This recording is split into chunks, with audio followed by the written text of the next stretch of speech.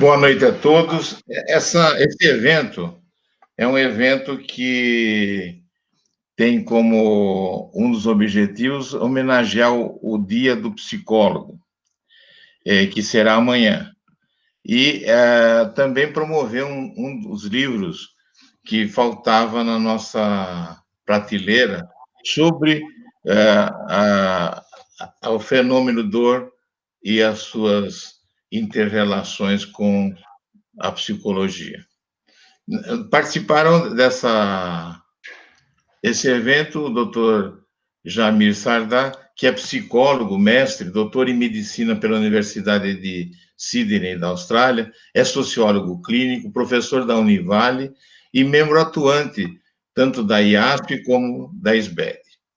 Também participará a professora Dirce Pericinotti, que é psicóloga, mestre e doutora em psicologia pela Faculdade de Medicina da Universidade de São Paulo e pós-doutorado pela Unifesp.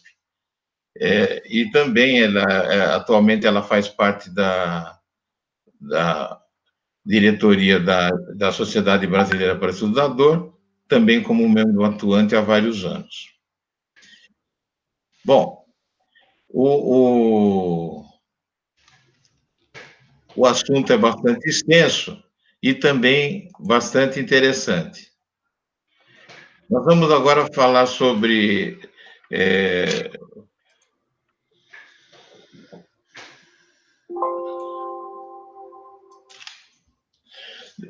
sobre o que se passa na cabeça das pessoas que têm dor. Dor é uma das situações em que mais deteriora a personalidade de uma pessoa. E o que nós vamos conversar é sobre as experiências desses dois colegas renomados sobre o assunto. A dor aguda e dor crônica é a principal razão que leva uma pessoa a procurar um médico. Quase 20% das pessoas possuem dor crônica. Apesar disso e dos impactos que a dor tem na vida das pessoas, a maior parte dos profissionais de saúde está pouco preparado para lidar de forma adequada com esse problema. Assim, os nossos colegas psicólogos, a doutora Dirce e o doutor Jamir, vão falar sobre o livro que escreveram e sobre perguntas, como, por exemplo, o que cada um deles entende como ter dor, o que é sentir dor. Por favor, primeiro a doutora Dirce, ela poderia falar, por favor. Muito boa noite a todos os que estão nos assistindo. Boa noite, José Osvaldo, Jamir. É muito prazeroso poder estar aqui com vocês hoje, comemorando o Dia do Psicólogo. Nossa profissão já existe há 58 anos, reconhecida no Brasil, mas ainda vários mitos rondam na nossa profissão. Sobre a questão mais objetiva relacionada à questão da dor, a dor é um tema extremamente amplo, né? E que desde a antiguidade, Aristóteles, os grandes pensadores se dedicaram ao estudo da dor. Obviamente, a cada tempo, a compreensão desse fenômeno dor foi se desenvolvendo desde a filosofia até hoje a neurociência, porque os instrumentos de estudo foram se especializando e a gente, de tempos em tempos, observa avanços da ciência com respeito ao tema. A dor é uma palavra que engloba inúmeros significados. Vai englobar, a depender da cultura, a depender do contexto, a depender de uma série de configurações, desde a notícia que a lesão ocorreu, essa notícia de que tem uma ameaça ou de que ocorreu uma lesão no organismo, né, que leva a informação do cérebro, a resposta comportamental, consciente ou não consciente, e o sofrimento, né?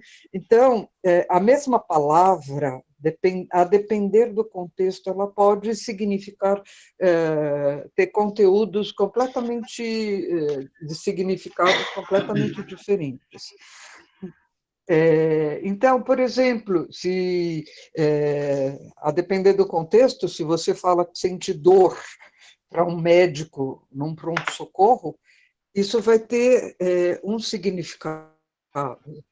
Se você está num grupo de amigos e você fala que sente dor, isso pode ter um outro significado. Então, a dor é um universo, como eu sempre digo. A gente vai conversar bastante hoje sobre isso. Eu vou pedir para o Jamil agora falar um pouquinho. Então, boa noite a todos, obrigado por ter aceito o convite de estar conosco aí, Zé Oswaldo, obrigado pelo convite inicial para participar do livro que organizamos em conjunto, disso já são 20 anos aí, né, trabalhando no mundo da dor, a Dirce um pouco mais, e chegou um momento, né, que em função da ausência de literatura, né, a gente tem tido sim algumas publicações no Brasil, a gente entendeu, né, que seria importante um livro de dor, sobre psicologia da dor, para psicólogos e não psicólogos, né? Então, a gente abordou no livro, desde questões referentes, né, o que um profissional deve saber sobre dor, quais são os tratamentos utilizados, quando encaminhar o paciente para um psicólogo, quando oferecer abordagens educativas ou psicoeducativas, ou psicoterapia, né, e outras possibilidades de intervenção, desde uma longa compreensão que a Dirce faz sobre os aspectos neurofisiológicos da dor, tá? Então, esse livro é tanto para psicólogos quanto para outros profissionais de saúde. Por que escrever o livro, né? Porque nós temos aí, embora um problema bastante relevante, como o Dr. José Oswaldo colocou, né, um despreparo dos profissionais de saúde em geral para lidar com esse assunto, né? Tema esse que é o cerne da Sociedade Brasileira para o Estudo da Dor, uma sociedade que promove, né, a capacitação de profissionais, a informação ao público em geral, né? Nesse livro, então, né, que fomos contemplados como indicação para o Prêmio Jabuti, né, na categoria de escrito nas ciências humanas, né, na psicologia. Então, hoje celebramos, né, uma prévia, né, o pós-dia do psicólogo e a indicação para esse prêmio, né? A dor, do ponto de vista psicológico, né, ela é importante de ser abordado, sem entrar em definições mais técnicas, né? A dor é uma experiência desagradável, sensitiva e emocional, associada a uma lesão potencial ou real dos tecidos. Acabou de sair uma definição da IASP, uma atualização, que amplia um pouquinho a compreensão desse fenômeno. Mas o que a gente sabe, na verdade, do ponto de vista, né, científico, né, é que toda dor tem um componente emocional no sentido de como o paciente percebe essa condição e como ele lida com essa condição, né? Desde uma dor na face, uma dor lombar, que é a dor que mais acomete a população em geral, a gente sabe que a percepção e a resposta do paciente depende muito de componentes emocionais, cognitivos e sociais, como a Dirce colocou. Então, a proposta do livro realmente, né, é ensinar, contribuir para que os profissionais possam abordar questões psicológicas no sentido, né, mesmo que não sejam psicólogos, né, o que é uma questão psicológica? É a comunicação com o paciente que tem que ser feita de forma adequada, né? É a discussão de estratégias de enfrentamento. Então, existe uma série de questões referentes hoje em dia ao que a gente chama de abordagem psicoeducativa, que podem ser abordadas por outros profissionais. Também é muito importante, né, que os outros profissionais de saúde, não psicólogos, tenham clareza, né? Eu diria não só a clareza, mas tenham a gentileza de saber como encaminhar um paciente a um psicólogo quando é necessário. né? A gente vai depois falar que paciente se beneficiaria de um encaminhamento para o psicólogo, né? A dor do paciente não é de natureza psicológica, não é coisa da cabeça dele, né? Como eu disse, como costuma dizer. Mas quem é que, então, que eu encaminho para o psicólogo? E ao não encaminhar, existe alguma alternativa de intervenção? Sim, existem algumas intervenções psicoeducativas que a gente também aborda nesse livro, né? Então, a gente entende que em psicoterapia quem faz é o psicólogo, mas existe uma série de intervenções educativas, psicoeducativas, existem aspectos emocionais da dor que são importantes de serem reconhecidos por outros profissionais para poder tratar a dor de uma forma mais adequada.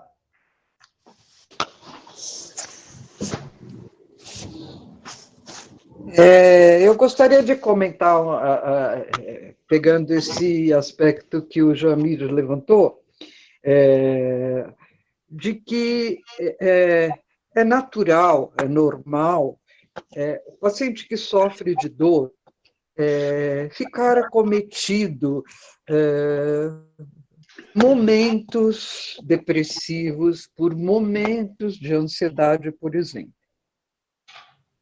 Então, diante de principalmente o paciente que tem dor crônica, é natural, diante de um estresse crônico como a dor, que se repete, que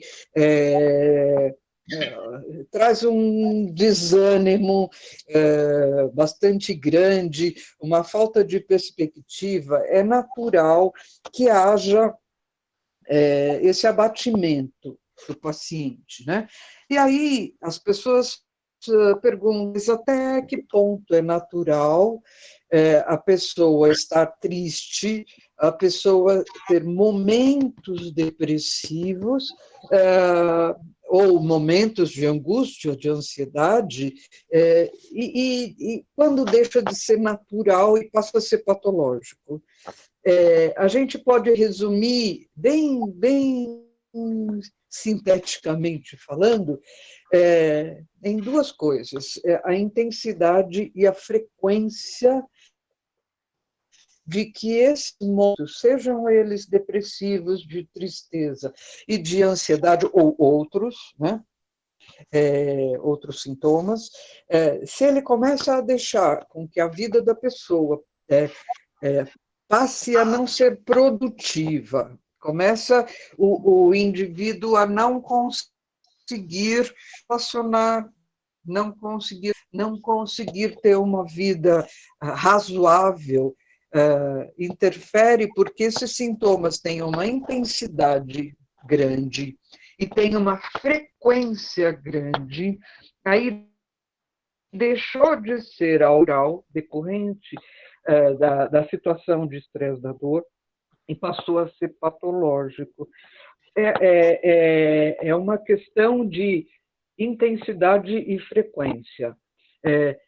Se a intensidade é pequena e não leva à alteração do cotidiano das pessoas, não interfere na forma como Freud falava, de amar e de trabalhar, aí é natural, não é patológico. Começou a interferir na forma que a pessoa se relaciona com seus objetos de amor e com o seu trabalho, com a sua idade, aí já passou a ser patológico e precisa de um acompanhamento.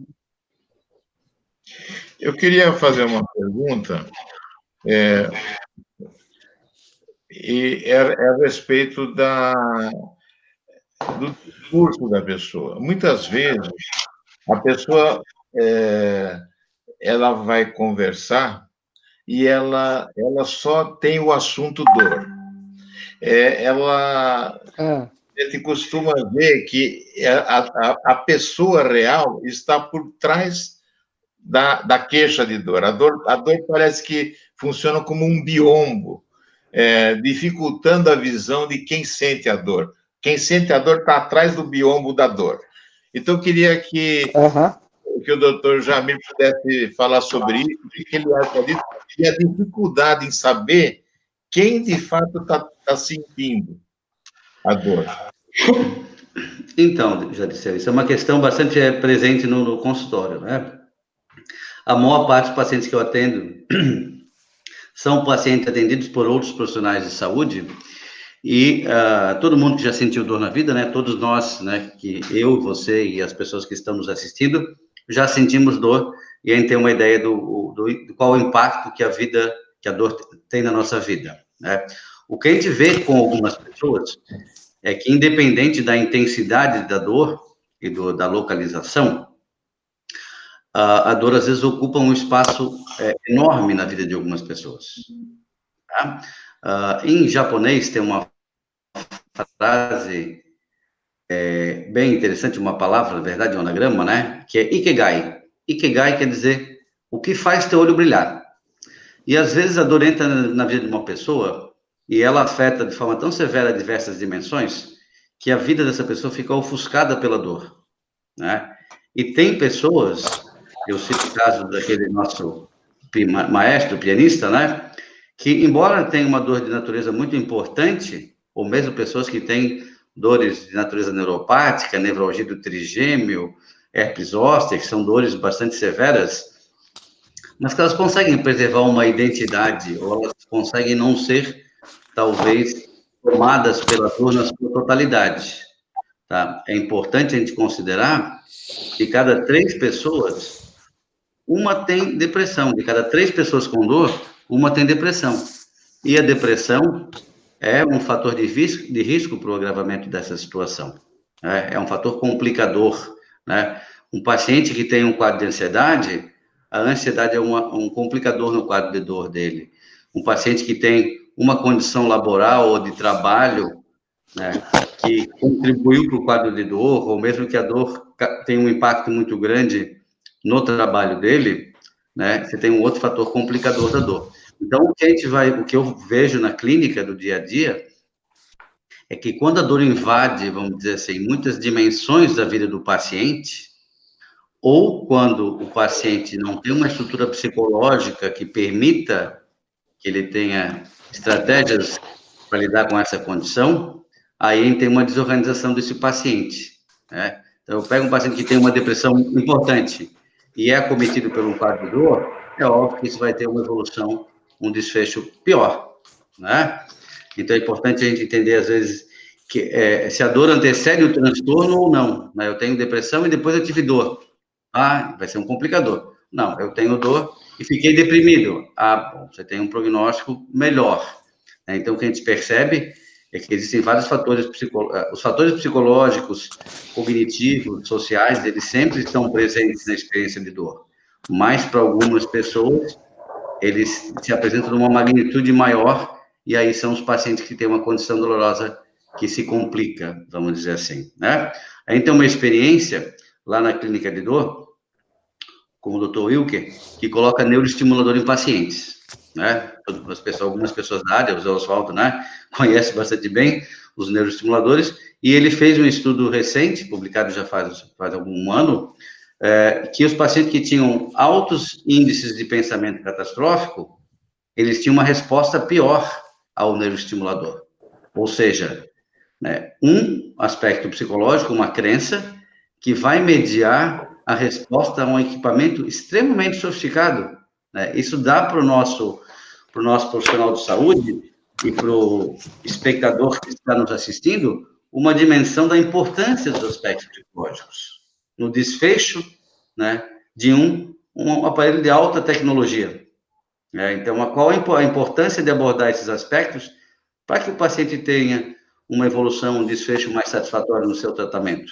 Essa é a importância de encaminhar o paciente ao psicólogo, e não aquela ideia que, sua dor é psicológica, então vou lhe encaminhar para o psicólogo, né, porque eu não tenho nada a fazer. Não é disso que se trata. O livro trata justamente de ensinar a profissionais de saúde conhecimentos que permitam que eles agreguem esses conhecimentos psicológicos no tratamento do paciente, né?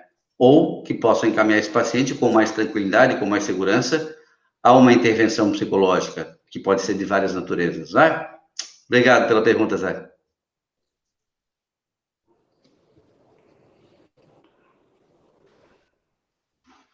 A doutora queria falar alguma coisa sobre o mesmo assunto, não? eu acho importante, tem vários pontos que eu concordo com o Dr. Jamil, mas quando a gente fala sobre a questão da dor psicológica, né? Muita gente fala, bom, mas a dor é coisa da sua cabeça, né? Até eu comento sobre isso no livro, no capítulo que eu escrevi sobre, enfim, a dor, a gente sabe que a dor, sim, está na cabeça, porque a dor é produto do cérebro, da neurofisiologia, seja no sentido da nocepção, ou seja, o estímulo que informa o cérebro sobre a ameaça, ou seja, na maneira que se percebe esse estímulo e como esse cérebro se organiza para emitir uma resposta.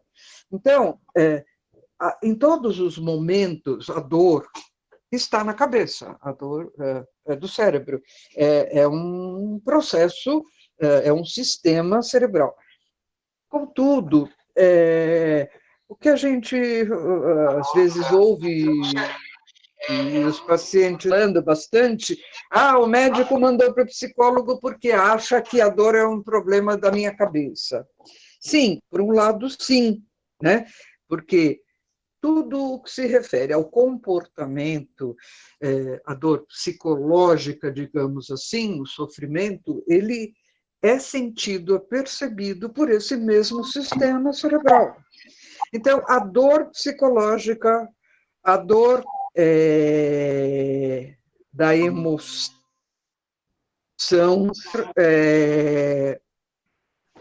do sofrimento, ela sempre tem uma base biológica. Isso não significa que é única e exclusivamente resolvível por procedimentos biológicos. A gente altera o nosso comportamento, a gente altera a nossa forma de processar a informação cerebral de várias medidas, de várias maneiras. Tem um conceito atual que chama-se epigenética, que ainda é um conceito que muita gente usa de uma forma muito simplista, né? E que diz respeito à influência da aprendizagem na modulação das respostas cerebrais. Então, esse conceito de epigenética cada vez tem ficado mais claro e mostrado para a gente de que a forma que a gente aprende os comportamentos influi no processamento dessas respostas cerebrais. E, com isso, a dor psicológica, ela existe, segundo esse ponto de vista, não como uma coisa, uma nuvem que paira na cabeça da pessoa e que é como mágica, produto de uma mágica. Não.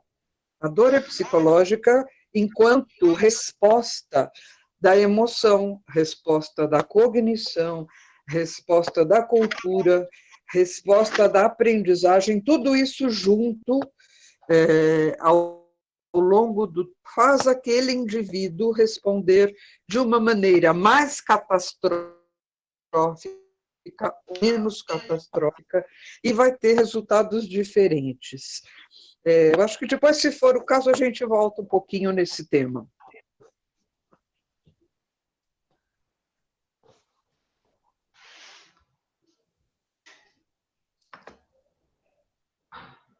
Zé, você está com o microfone desligado. José Osvaldo, doutor José Osvaldo. Eu queria só perguntar, Jamil, quando vocês estavam escrevendo sobre o livro, vocês estavam escrevendo para quem? Para colegas psicólogos, para doentes, para profissionais da área da saúde? Qual era o público-alvo? Você estava mandando a sua mensagem para quem? Então, a gente conversou bastante sobre isso, né, quando planejou o livro, né? Então, a gente tentou colocar o livro de uma forma um pouco menos técnica, né, e mais prática. Então, tem capítulos no formato assim mais de pergunta, o que devo fazer, né? Não é um livro com discussões teóricas, não é um livro feito só para psicólogos. Então, é um livro feito para profissionais de saúde, muitos capítulos, né, sobre adesão, educação, né, a psicoeducação, abordagens não farmacológicas da dor, né, são aspectos que podem bastante bem serem apreciados por outros profissionais de saúde que não psicólogos, né? Agora, outros capítulos, como a própria intervenção psicológica ou a própria avaliação psicológica do paciente com dor, são capítulos dos quais o médico poderia se beneficiar, né? Mas o que é uma avaliação psicológica do paciente com dor? A maior parte dos médicos desconhece isso. A gente tem alguns colegas que têm uma ideia, mas a maior parte dos colegas fisioterapeutas e médicos, mesmo que tenham essa compreensão da importância dos aspectos psicológicos, desconhecem o processo de avaliação psicológica. Então, tem muitos capítulos destinados a outros profissionais de saúde. Tem alguns capítulos, né, os que falam sobre, principalmente, a abordagem psicoterapêutica da dor, né, muito bem escrito pela Dirce, a própria capítulo sobre neurociências, né, toda a neurofisiologia, são capítulos bastante adequados para os psicólogos que podem se aprofundar mais em algumas questões. A gente tem um grupo, né, bastante seleto de psicólogos que trabalham com dor no Brasil, que são vinculados à SBED, eu diria que é um número bastante pequeno quando a gente compara ao número de anestesistas, neurologistas e fisioterapeutas que trabalham com a dor, né?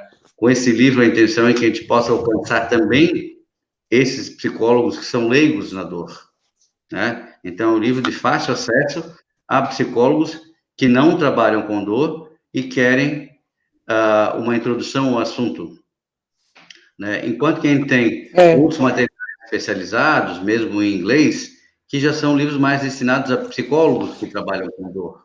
Então, eu diria que esse livro é um livro mais destinado a vários profissionais de saúde, para se capacitarem um pouco sobre a importância dos aspectos psicológicos no tratamento da dor, e também a psicólogos que querem começar a trabalhar com dor, né? Que querem se lançarem nesse mundo aí.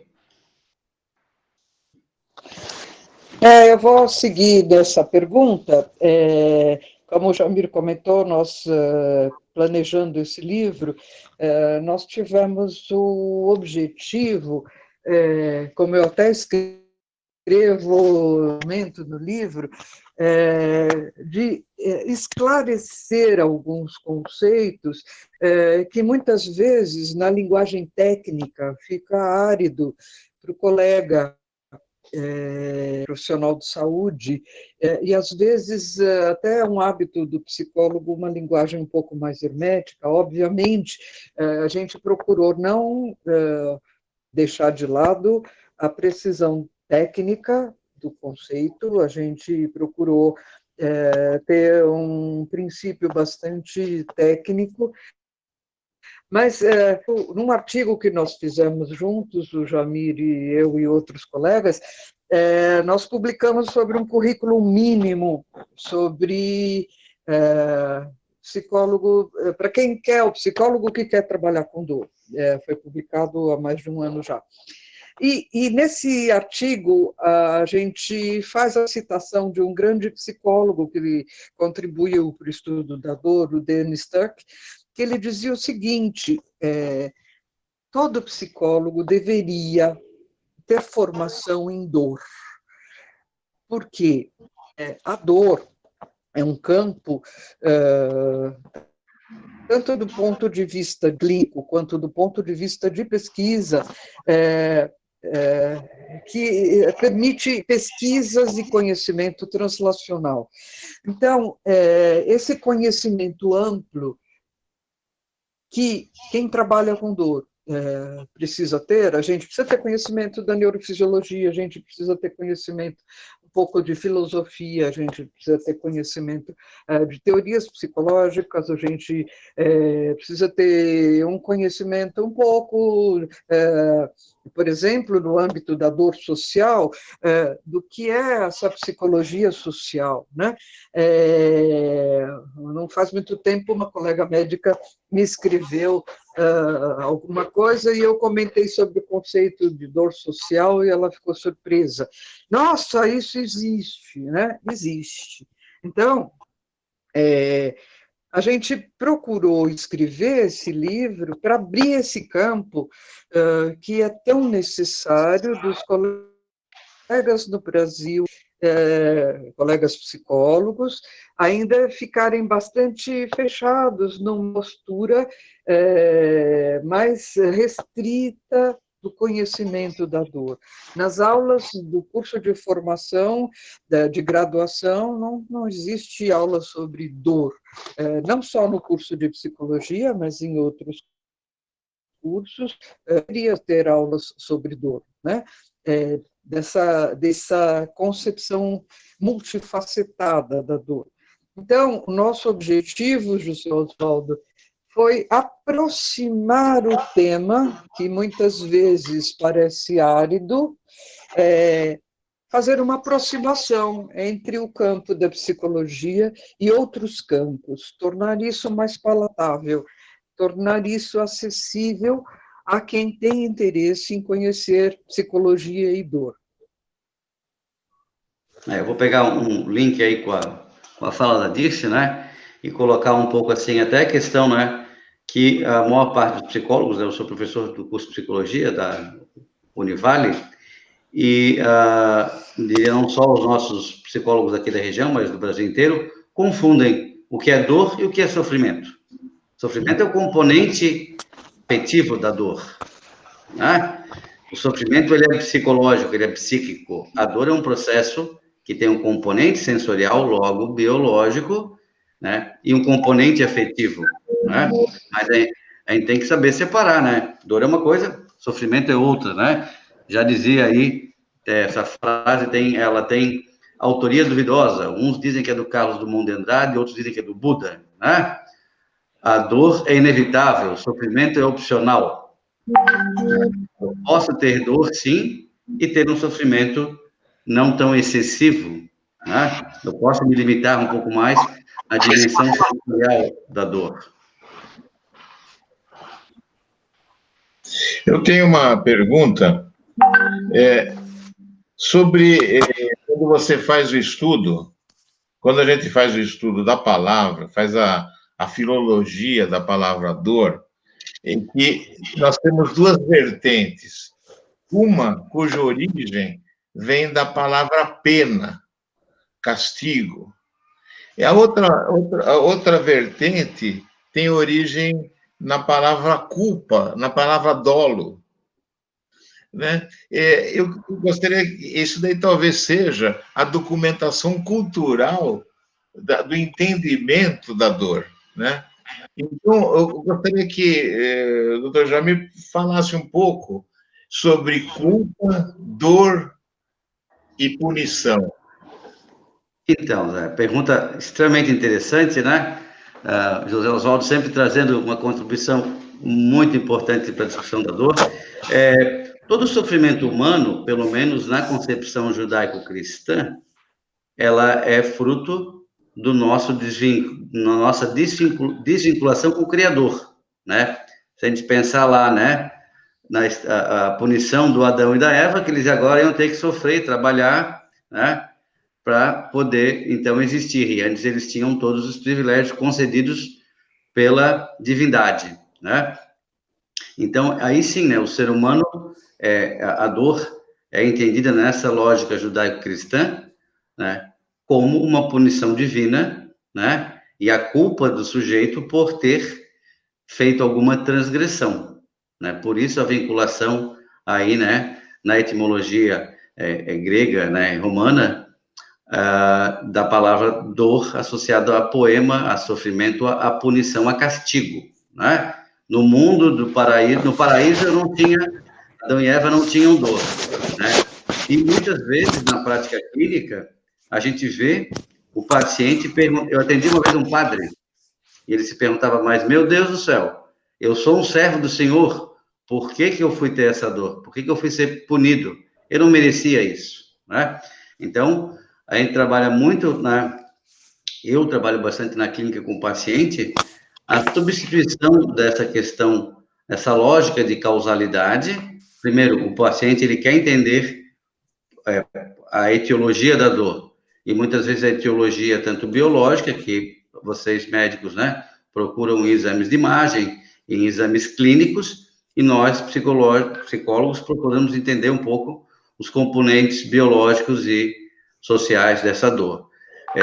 O paciente ele precisa entender isso, tá? Ele precisa dar sentido à dor dele.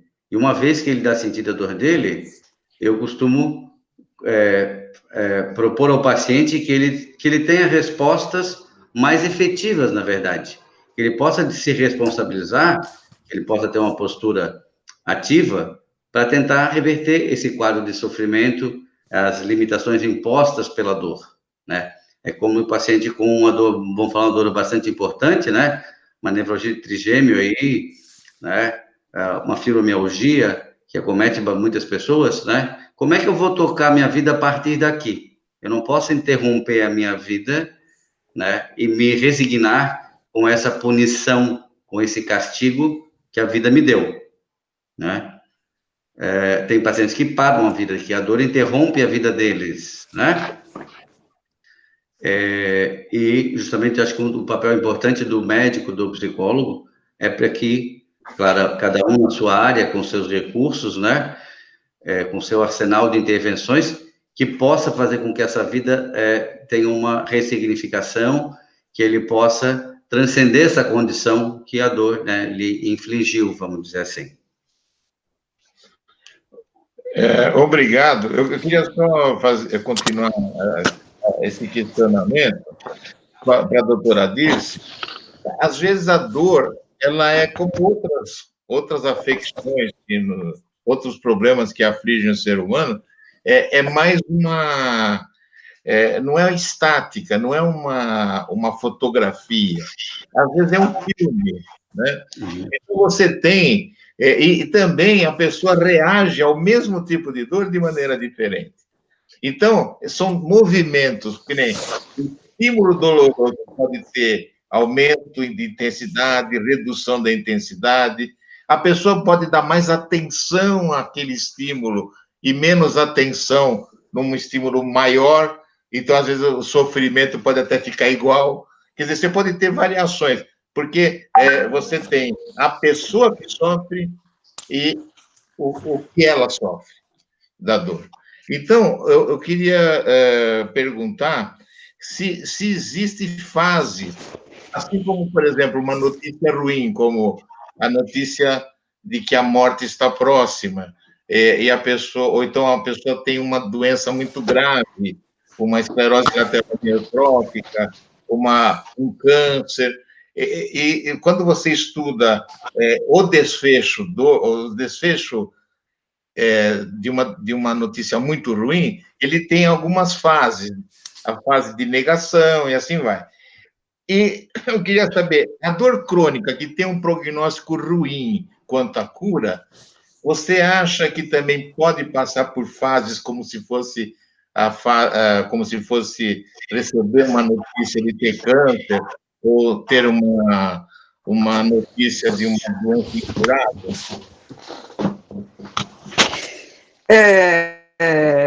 Gerais, eu diria que sim.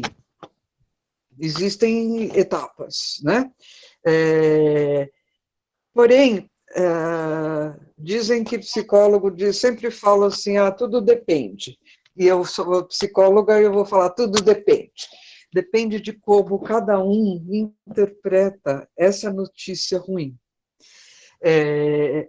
Se uma notícia é ruim, um desfecho de dor crônica, como foi citado com dor trigeminal, ou uma dor neuropática, que os recursos existentes foram aplicados e pouco ajudou o paciente a ter alívio, né?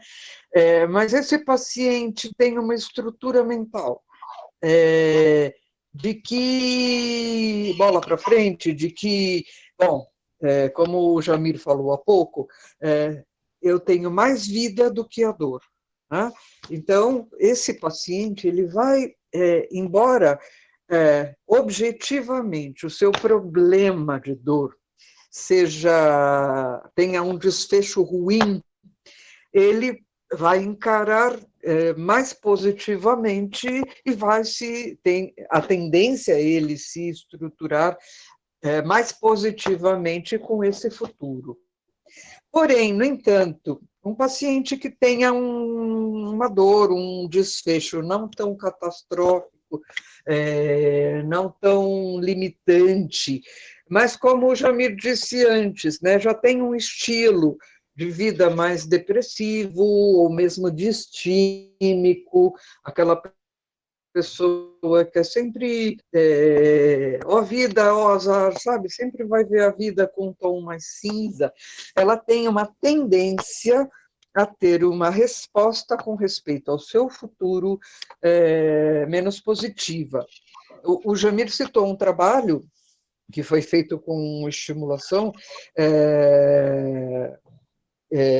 com neuromoduladores, né, de que o decisivo foi a forma que esse indivíduo constrói mentalmente o seu pensamento. O pensamento catastrófico tem uma tendência a ter desfechos piores com situações menos graves, exatamente porque tem uma antecipação da desgraça que tende a fazer com que as respostas mais ansiosas, mais angustiantes, de evitação, estejam mais presentes nesse indivíduo.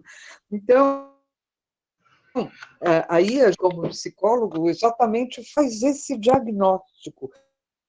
Qual é o estilo mental de resposta de comportamento, né?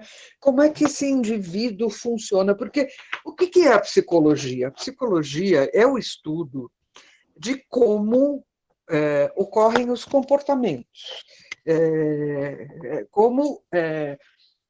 comportamentos individuais, comportamentos sociais, comportamentos em grupo. O que é o comportamento? O comportamento é a forma que o indivíduo reage diante de algum estímulo, né? Então, você pode ter um modelo de estudo dentro do campo da psicologia que tende a entender mais os processos biológicos. Você vai ter um estilo de estudo que vai tentar compreender como é que funciona a cognição. E você vai, ou então, você vai tentar compreender como é que essa dinâmica de funcionamento da personalidade. Então, são campos dentro do estudo da psicologia enormes, né? Que são vastos. Então, José Oswaldo, depende, o desfecho está na dependência do estilo de personalidade, vamos chamar agora para esse momento, do funcionamento de cada indivíduo. Tá, agora uma pergunta para o Jamir. O enfrentamento de uma dor crônica é um processo de mobilização emocional, cognitivo, comportamental, que visa adaptação à situação de crise, de estresse que a dor provoca, né? Isso daí é uma coisa. Para uma pessoa normal, você diria que a dor poderia ser um evento importante, assim como um evento estressante, mas um evento que pudesse comprometer a pessoa de maneira cognitiva, comportamental e emocional também. A dor faz parte integrante, eu acho que é um elemento, um item importante numa tortura, né? Se uma pessoa vai fazer tortura politicamente correta e não causar dor, acho que ela não vai conseguir atingir o efeito. Então, uma pessoa que tem uma personalidade feita, mas ela é submetida a uma situação de dor persistente, você acha que ela pode, mesmo que ela tenha condições de enfrentamento inicial, o fato da dor ser persistente, você acha que pode deteriorar a personalidade? Então, Zé Oswaldo, pô, excelente pergunta, obrigado. Então, a gente vai ver, por exemplo, né? Vamos pegar um quadro aqui vamos chamar de azar, tá? O cara tem uma neuralgia por herpes zoster, tá? Baixa imunidade, né? Uma dor bastante torácica, bastante intensa ali, que às vezes se resolve só com o uso de antirretroviral, bloqueio anestésico, gabapentina, e às vezes ela acaba se estendendo por um período aí que vai ter uma remissão bastante ruim, né? Esse paciente, ele pode vir, né, a gente sabe hoje em dia, os estudos de neurociência mostram que a dor crônica altera a plasticidade do nosso cérebro. A gente tem uma redução de massa cinzenta, a gente tem algumas áreas do nosso cérebro, elas ascendem, né? Então a dor muda a nossa neurologia, vamos dizer assim, tá? Então, realmente, a gente sabe que a dor, ela é bastante danosa ao nosso sistema, né? Do ponto de vista até biológico, né? Uma pessoa que se tem dor, pra você ter uma ideia, né, como eu falei antes, de cada 3 pessoas, um vai ter depressão, né? Pô, se acordar todo dia com dor, se você tem uma predisposição a ter depressão, você com certeza a terá, né? Uma pessoa que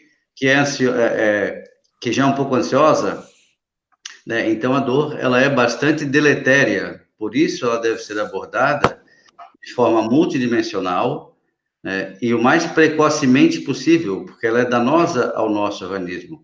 A gente sabe hoje em dia, né, tem alguns grupos que pesquisam isso no Brasil e no mundo, que a dor, ela é estressante para o nosso sistema imunológico. Então, uma pessoa exposta à dor, ela pode, inclusive, ter uma imunossupressão. A dor, ela, em si, ela é um estressor, como você colocou, né?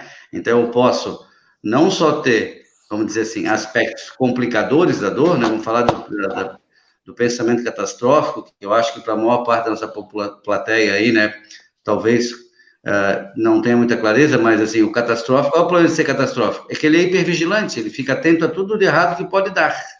Se você tem um cérebro hipervigilante, ele vai colocar a sua atenção em qualquer evento adverso, né? Logo, a sua atenção na dor, e é um dos elementos mais importantes aí, pensamento catastrófico, hipervigilância e depressão são os grandes complicadores de dor crônica. Então, você tem, sim, um paciente que tem uma predisposição a ter uma evolução ruim, a ter um desfecho negativo, a ter uma pré-condição, né? Uma depressão, um quadro de hipervigilância, e você tem aquele outro paciente que ele vai ter um desfecho razoável, porque ele tem recursos, ele tem estratégias, ele vem de uma família que lida com a doença de uma forma mais ou menos efetiva, né? A gente tem pacientes que não tomam remédio nenhum, né? É muito ruim isso, né? Remédio faz mal. Não, remédio é bom na dose certa, no momento certo, né? Tem pacientes que é resistente à medicação. E tem pacientes que adoram tomar medicação. O cara é hipocondríaco, tem que tomar cuidado para prescrever o opioide, que ele vai tomar o opioide a rodo, né? Então, ele tem alguns perfis psicológicos que ele tem que ter atenção, que o profissional de saúde tem que identificar, porque alguns pacientes você vai receitar, né? Ontem eu tive um paciente que entrou em contato comigo, eu fiz uma avaliação, ele tinha vários complicadores psicológicos, ele botou um neuroestimulador, não teve nenhuma resposta, disse que até piorou. Então, esse paciente tinha um perfil para não colocar neuroestimulador, né? E tem outros, né? Eu tenho um colega aqui em Florianópolis, tenho uma profunda admiração por ele, Dr. Marcelo Linhares, que quando ele ia colocar o neuroestimulador no paciente, ele e sua equipe, ele sugeria para o paciente, liga para esse cara que eu coloquei o neuroestimulador, para você ter uma ideia como é que é isso, né? Claro que ele ele sugeria que ligasse uma pessoa que tivesse uma experiência positiva para dizer, olha, a minha dor reduziu, mas eu tenho uma parestesia, não é assim que a sua dor vai desaparecer totalmente. O cara, então entendi, eu vou botar esse negócio, né? Então, esse processo educativo do paciente, no caso, né, do nosso colega aqui de Florianópolis, que sugeria, de alguma forma, uma psicoeducação ou uma certa informação, inclusive por um outro paciente, de paciente para paciente, né? Isso é muito importante. Então, o nosso livro, ele aborda várias estratégias educativas e psicoeducativas para as pessoas que têm dor, né? para que os profissionais da saúde possam, às vezes, uma enfermeira, um fisioterapeuta, né? A gente está hoje em dia, no momento atual da psicologia, né? Que a bola da vez é a mindfulness, meditação da atenção plena. É uma coisa fantástica, todo mundo deveria meditar, eu tento meditar com alguma frequência. A meditação acalma o cérebro, né? Qualquer pessoa pode ensinar meditação. A meditação não substitui a psicoterapia. Eu tenho uma paciente psicóloga com formação em mindfulness e eu tive que atender ela enquanto psicólogo porque não adiantou para nada, tá? Então, a mindfulness é uma prática fantástica, pode ser feita atualmente por vários profissionais, mas ela não resolve tudo. Então, acho que é importante um discernimento, né, no profissional, para que ele possa ver, olha, esse paciente precisa de educação, eu preciso explicar como é que funciona o remédio para ele, eu preciso explicar como é que ele vai aderir ao tratamento. Ah, não, para esse outro paciente, a físio pode indicar mindfulness. Não, o doutor José Oswaldo identifica que, para esse paciente, tem que ser psicólogo, não adianta psicoeducação, mindfulness é psicoterapia, porque ele é um paciente complexo, tem uma história de depressão, tem abuso de substância, opa, né? Aí eu precisaria de uma intervenção psicológica, realmente psicoterapia, para dar conta desses aspectos psicológicos. Sim, doutora Dirce. Então, nós temos um capítulo no livro, Conhecer para não perecer de dor, que a gente fala de várias técnicas que não são psicológicas, mas que dão um apoio ao paciente com dor, assim como mindfulness e outras terapias que ajudam a pessoa a esse momento difícil. Isso não é psicoterapia.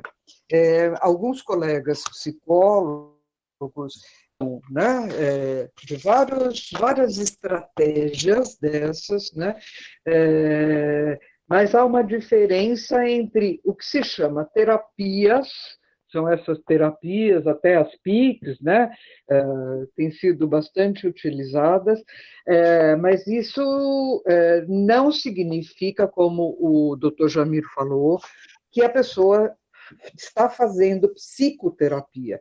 Um processo psicoterapêutico, ele exige alguns princípios, né, para que haja efetiva mudança de comportamento. Então, existem várias técnicas, existem abordagens teóricas, existem várias estratégias, existem várias indicações para diferentes modelos psicoterapêuticos.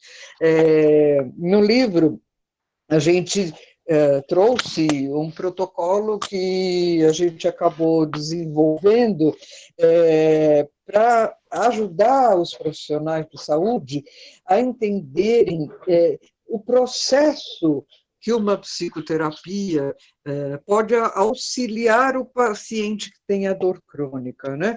Então, esse protocolo, ele examina tanto a parte de avaliação, quanto a parte de tratamento, mas ele não propõe maneiras de intervenção, porque, primeiro, isso exige um conhecimento técnico, psicológico, o psicólogo é que pode fazer isso, e como é um conhecimento reservado, a gente só pode discutir com os colegas psicólogos. Mas tem um padrão geral, que está no livro, que para os psicólogos que estão se iniciando na área pode ser útil, e pode ser útil para os outros colegas de outras áreas. Sabe que dor é uma sensação complexa que acomete um ser social. Ela é subjetiva e experiência individual. Mas acomete uma pessoa que é social. Então, a uma pessoa que tem um problema sério, como uma dor crônica, ela precisa, ou não, mas ela viverá melhor se ela tiver apoio dos familiares ou das pessoas queridas a ela, certo? E dor é subjetiva, Mas é queixa. Se você senta do lado de uma pessoa que não se queixa e sente dor, para você ela não tem dor, porque depende da comunicação. Então, só que a comunicação de dor durante muito tempo, numa dor crônica, pode ser um assunto desagradável para quem ouve. E pode atrapalhar ou complicar os relacionamentos com o do doente para quem o cerca. Então, nesse caso, muitos doentes desistem de reclamar da dor. Isso acontece muito com a fibromialgia. É uma queixa para o médico, ou para o psicólogo, ou para a enfermeira, alguém da equipe, que geralmente ouve. E a pessoa ela não quer mais falar porque a queixa não basta. Ela procura a positividade de exame. Daí tem... doutor, e a minha ressonância? A ressonância não deu nada, não precisa repetir. Não tem nada. Doutor, mas nem um câncerzinho, nada. Ela fica frustrada com o resultado negativo. Ela precisava alguma coisa para mostrar para os parentes, porque só queixa verbal ou só ouvir os gritos e os gemidos não é suficiente, porque essa comunicação não é suficiente. E uma boa, porque em vez de você jogar seu caminhãozinho cheio sobre os seus familiares e piorar ainda mais o relacionamento, você poderia pegar e conversar com alguém, alugar um ouvido. Então, muitas vezes, as pessoas começam um relacionamento de psicoterapia. Eu queria que a doutora Dulce comentasse. Eu gostaria de comentar. Dizem por aí que psicólogo é um bom ouvinte. Então, é função do psicólogo ser esse ouvido, né? Mas ouvir para quê? Né? Nós ouvimos, até tem um jargão que eu nem gosto muito, né, que fala que o psicólogo diz que precisa escutar, né, precisa escutar. Mas eu escuto aí, para que a gente escuta isso, né? Na verdade, a depender da linha teórica que o colega psicólogo trabalha, a gente escuta o que está nessa entrelinha para ajudar o paciente a sair desse enredamento. Tem uma filha que eu uso em aulas que aparece o pensamento todo embaralhado, né? Então o psicólogo vai lá e vai ajudar a desembaralhar essa confusão mental. E essa confusão mental vai se refletir na vida de relacionamento, vai se refletir em vários aspectos da vida da pessoa. Então, o psicólogo é um ouvido que precisa ser usado. Obviamente que haverão linhas de psicoterapia ativas e menos paradas. Existem linhas psicoterapêuticas que vão usar cursos mais objetivos, e tudo tem finalidade. Tem linhas que vão usar a psicofisiologia aplicada, cursos. O profissional pode utilizar de acordo com a necessidade do diagnóstico que foi feito da situação. Então, o primeiro passo é ouvir o que o paciente tem a dizer. Esse é o primeiro passo e é a função grande.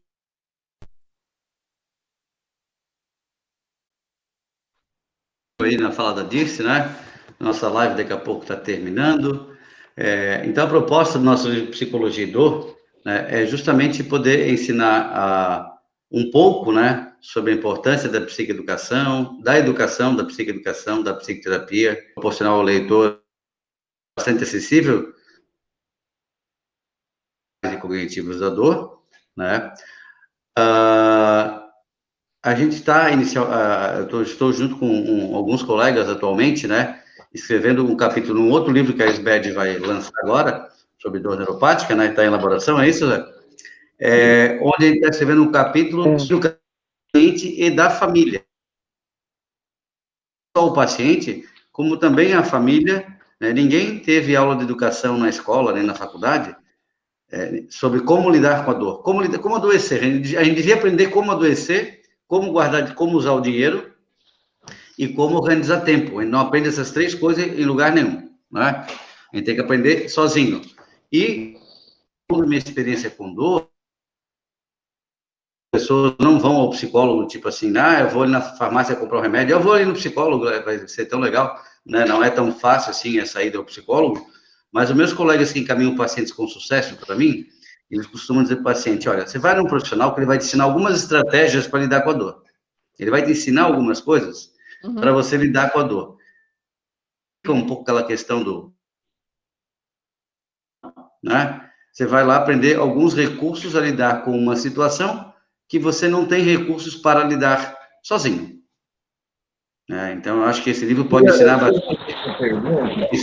Sobre o que quando a gente vai estudar um pouco, né, que não é da área, a gente encontra algo que não é do nosso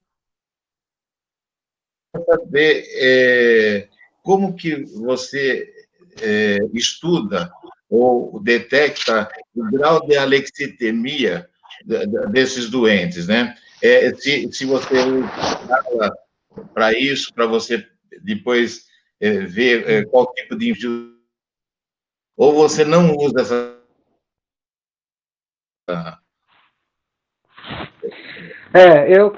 sim, existem inúmeros instrumentos que o psicólogo se utiliza. Existem inventários e questionários inúmeros, que alguns deles são gerais. No geral, vários são saúde.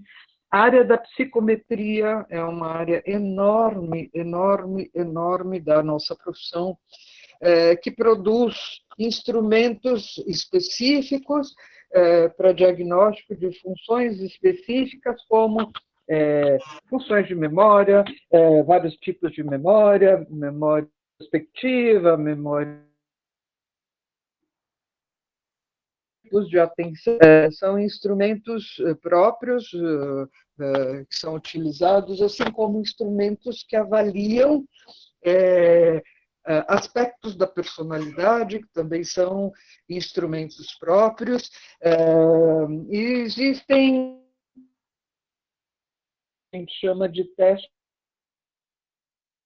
inventários e questionários, eles servem para rastreio, como, por exemplo, o inventário de Beck, que ele não é um instrumento diagnóstico, ele não faz diagnóstico de depressão, ele não faz diagnóstico de ansiedade, ele rastreia o profissional o diagnóstico de depressão. Então, esses questionários, assim como eles vão rastrear vários sintomas, eles ajudam a gente a ter essa melhor compreensão do que está acontecendo no instrumento. Distimia, por exemplo, que é um estilo de funcionamento de personalidade que é bastante útil para o trabalho clínico da gente. Não vai ser isso, não é um instrumento isolado que vai deter o que a gente vai fazer. A psicológica, vários instrumentos, são instrumentos bastante pormenorizados, são validados, o Conselho Federal de Psicologia, de uns 10 anos para cá, mantido um grau de aperfeiçoamento de instrumentos, validando, e tem sido bastante rigoroso na aplicação desses instrumentos, porque um instrumento que não tenha sido validado para a nossa população não vai ter cabimento a gente querer interpretar nada utilizando um instrumento que não serve para o brasileiro. A mesma coisa você fazer exame de sangue que você quer estudar. Então, eu estou com medo do tempo que já avançou, já são 21h09, mas seria um bom motivo da gente manter outras lives para discutir esses assuntos. Nossa, olha, eu aprendi muito, tenho assistido também, tenha tido o proveito que eu tive. Muito obrigado aos dois palestrantes, o doutor Jamil e a doutora Dirce. Foi uma honra estar com vocês, viu? E aprendi bastante. Muito obrigado. E vocês querem falar alguma coisa para se despedir? Pela participação dos editores, né, que nos deu todo o apoio para a elaboração desse material aí, confiando na proposta, né, de atingir aí vários profissionais de saúde. Ficamos muito felizes com o fato de termos sido indicados para o Prêmio Jabuti, né? Só a indicação já nos deixa felizes. Resultados, né? A Dirce por essa parceria de muitos anos aí, né? Lá no início, quando eu estava começando a trabalhar com dor, ela me acolheu no HC lá e me introduziu, né, nos caminhos desse mundo da dor, e que é o que a gente pretende fazer com esse livro aí, talvez introduzir alguns psicólogos, né, a esse fantástico e que torna muito rico o trabalho do psicólogo, né? Então a gente quer tanto contemplar profissionais de saúde, quanto chamar os nossos colegas psicólogos que pouco entendem de dor, mas querem entender um pouco mais sobre o assunto, tá certo? Obrigado a todos, boa noite. Peraí, eu gostaria de comentar, para a gente encerrar, que esse livro, depois de tudo que a gente ter sido indicado ao Prêmio Jabuti, agradeço bastante a editora dos editores, especialmente ao Alexandre Massa, que nos deu todo o apoio. Mas esse livro é um livro da SBED. Por quê? Os autores e todos os autores cederam a Sociedade Brasileira para o Estudo da Dor, porque nós compreendemos de que a Sociedade Brasileira de Estudos da Dor tem a missão de levar esse conhecimento à frente. Então, eu quero agradecer à SBED a oportunidade que a diretora nos deu esse livro e de apostar de que esse livro pudesse ser a todos. Boa noite, muito obrigada. Boa noite, até logo.